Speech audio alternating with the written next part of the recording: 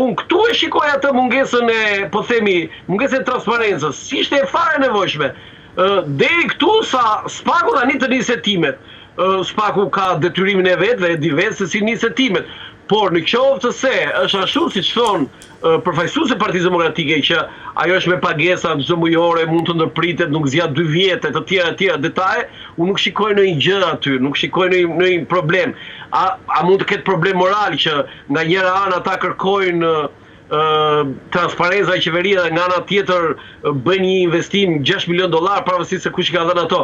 Unë në këtë drejtim do thosha Bruna se më problem në aspekt moralit është ajo që deri dje Partia Demokratike arriti deri këtu Bruna kur thoshte që ne jemi sovranist, votojmë popull shqiptar, pyesim për Amerikën. Kjo nuk më pëlqen mua. Partia Demokratike duhet të bëjë një deklaratë të fortë që frazat, fjalët që ne nuk pyesim për Amerikën janë të huaja për Partinë Demokratike. Jo vetëm pyesim për Partinë Demokratike, po Bruna, nga ato që di unë, asnjë forcë politike në Shqipëri nuk ka fituar një palë zgjedhje nëse nuk ka pasur mbështetjen e SHBA-s. Këto e theksoj.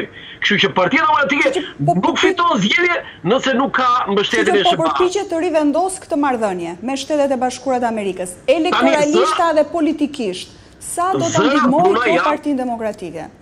Zërat janë përsëri Partinë Demokratike që ne mund t'i marrim dhe me rezerva që me punë ditësh ndoshta dhe deri në datën 11 maj zoti Berisha mund të hiqet non grata. Janë zëra, thash, kjo merret me shumë rezerva sepse nuk ka as zyrtare, por nuk ka as i burim që të thotë po, kjo do ndodh filan ditë.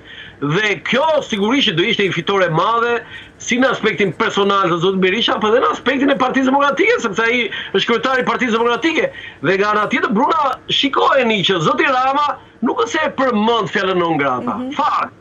Në 21 ditë të fushatës, zoti Rama nuk e ka përmendur, ndërkohë që në zgjedhjet e vitit 2021 dhe gjatë këtyre 4 viteve, ai ka pasur refrenin e sulmeve. Po, janë edhe diçka në aspektin e moralit. Demokratët deri tani kanë artikuluar vazhdimisht se non grata është vendosur përmes lobimit, duke përmendur George Soros, duke përmendur Edi Rama, nuk vendos non grata për Sali Berishën në Departamentin Amerikan të Shtetit. Dhe tashmë përmes sërish lobimit, nëse do t'jetë e vërtet ky lajm, që e marri me rezerva, hiqet non grata për Sali Berishën.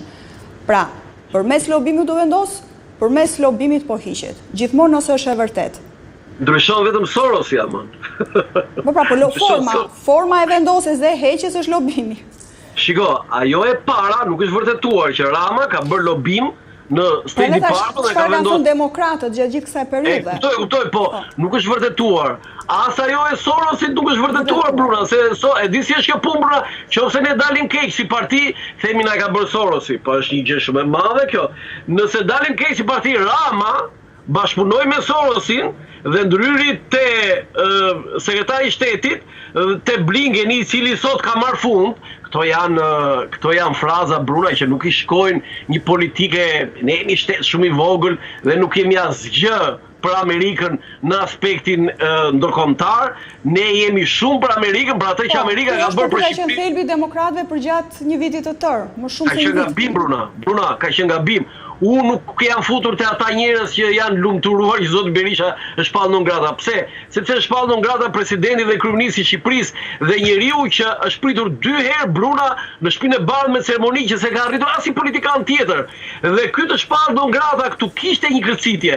Por ne nuk mund t'i harrojmë deklaratat e Partisë Demokratike dhe të eksponentëve saj që gati po thoshin poshtë Amerika, ne i dim këto tani.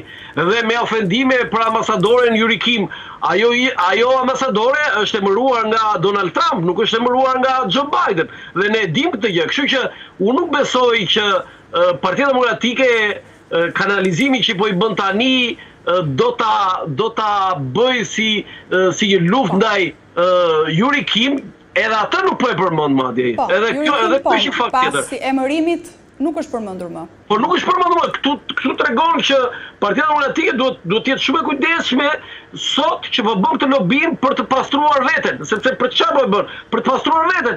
Ore nuk është gabim, por disa gjëra duhet t'i rregullojë Partia Demokratike tani. Nuk mund të thotë Yuri Kimi ishte guvernatore, kuptohet si është, domethënë ambasadori i Shteteve të Bashkuara të Amerikës në Shqipëri, është cilësuar zyrtarisht nga Partia Demokratike guvernator. Kjo është skandal në raportet tona me Shtetet Bashkuara. Do të shohim se çfarë do ndodh gjatë gjithë këtyre ditëve, këtyre 9 ditëve deri në 11 maj. Roland, falenderoj shumë për bisedën. Kënaqësi. Faleminderit Bruno për